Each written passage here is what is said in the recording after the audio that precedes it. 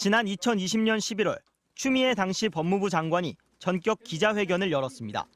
판사 사찰 의혹 문건 작성, 한동훈 검사장이 연루된 채널A 사건의 감찰과 수사 방해 등 4가지 사유를 들어 윤석열 검찰총장에게 징계를 청구했습니다. 검찰총장에 대하여 징계를 청구하고 검찰총장의 직무 집행 정지를 명령하였습니다. 법무부 장관을 포함해 7명으로 구성된 검사징계위원회가 소집됐습니다. 징계를 청구한 당사자인 추 장관은 징계 여부나 수위를 결정할 때는 빠졌지만 심의기일 결정 등 절차에는 관여했습니다. 윤석열 총장은 징계위원 4명이 중립적이지 않다며 기피 신청을 했는데 징계위 과반이 안 되는 3명씩 논의한 뒤 차례로 기피 신청을 기각시켰습니다. 그리고 정직 2개월 징계를 의결했습니다. 3년 만에 항소심 법원이 절차가 위법해 징계는 무효라고 판결했습니다. 징계 청구 당사자인 법무장관이 절차에 관여해 적법 절차 원칙에 어긋나고 징계위원 기피 신청도 정족수를 못 채운 채 기각했다는 겁니다. 이 사건 징계는 절차에도 위법이 매우 컸고 그래서 아주 다행스럽게 생각하는 바입니다. 앞서 1심 법원은 판사 사찰 의혹과 감찰 수사 방해 등 징계 사유가 면직도 가능한 중대 위법이라며 징계가 정당하다고 봤지만 항소심은 절차만으로도 징계가 무효라며 징계 사유는 따로 판단하지 않았습니다. 대통령실은 법원 판단을 존중한다고 밝혔고 한동훈 법무장관은 판결문을 살펴보고 상고 여부를 결정하겠다고 말했습니다. MBC 뉴스 김상훈입니다. 네, 이 재판 취재한 법조팀 김상훈 기자와 좀 더 얘기 나눠보겠습니다. 자, 김 기자. 1심 법원은 징계가 정당하다. 그런데 2심은 징계가 아예 무효다. 이렇게 정반대로 판결이 나왔는데 어떤 이유 때문인가요? 네, 공무원 징계 소송 경험이 있는 변호사들에게 물어보니 이런 재판은 쟁점이 2단계로 나뉩니다.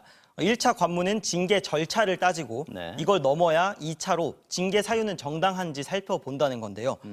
지난 2021년 1심 법원은 1차 관문인 징계 절차는 문제 없다고 판단했습니다. 윤석열 대통령이 낸 징계위원 기피 신청을 3명이 기각한 것도 괜찮다고 본 겁니다. 이어서 2차로 징계 사유까지 살폈는데 법관 사찰 의혹이나 측근인 한동훈 검사장을 비호하려는 듯한 감찰과 수사 방해 등 징계 사유가 매우 중대하다고 인정했습니다. 반면 이번 항소심이 보기엔 이 징계는 1차 관문을 넘지 못했습니다. 징계를 청구한 법무장관의 관여나 정족수 문제 등 절차부터 정당하지 않으니 내용은 볼 것도 없이 무효라는 겁니다. 실제 법원이 이번에는 내용에 대해서는 언급을 아예 안 했군요. 자, 그런데 정치권, 특히 야권에서는 영화 제목에 빗대서 법무부가 패소할 결심을 한 게 아니었냐 이런 얘기까지 나왔습니다. 한동훈 장관이 이끄는 법무부 일부러 소극적으로 이번 소송을 했다는 주장인데 실제 소송에서 어땠습니까? 네, 2심 도중 윤석열 정부가 들어섰고 한동훈 법무부 장관이 취임하면서 상황이 묘해졌습니다. 윤석열 검찰총장의 주요 징계 사유가 측근인 한동훈 검사장을 비호했다는 건데 그 한동훈 검사장이 법무부 장관이 되어서 자신을 임명한 윤 대통령 징계가 정당하다고 주장하는 입장에 서게 된 겁니다. 논란이 된 건 1심에서 이긴 변호사를 굳이 정부기관 변호사로 교체한 겁니다.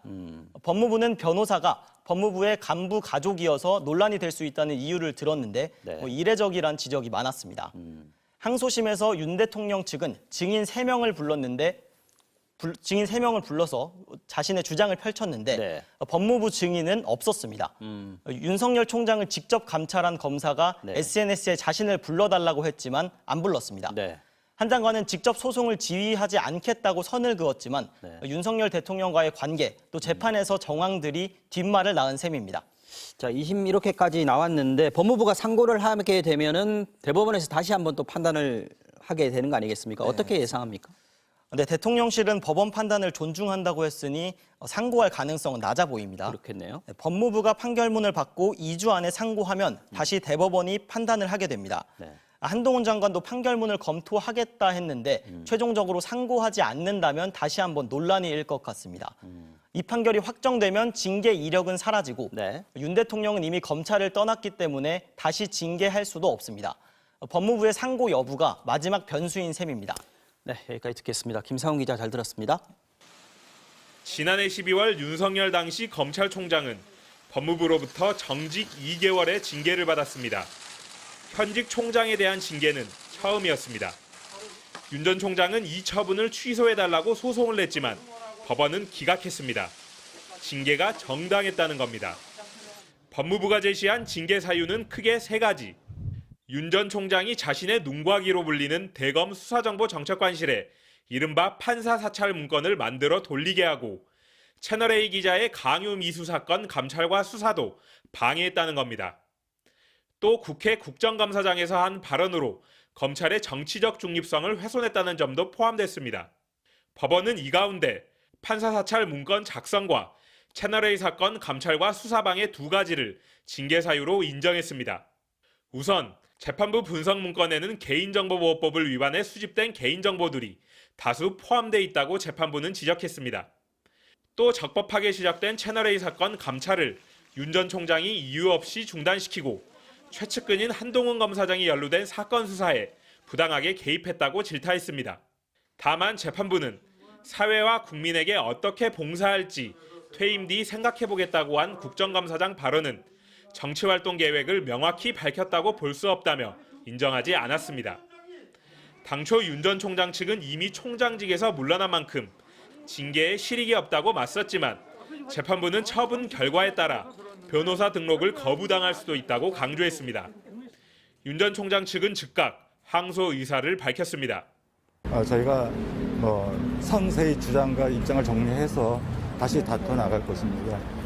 재판부는 또 검사징계위 제적위원 7명 중 과반이 안 되는 3명만 의결해 무효라는 윤 전 총장 측 주장에도 기피 신청으로 의결을 못했더라도 출석위원 수는 의사종족수를 충족했다며 일축했습니다. MBC 뉴스 이재욱입니다.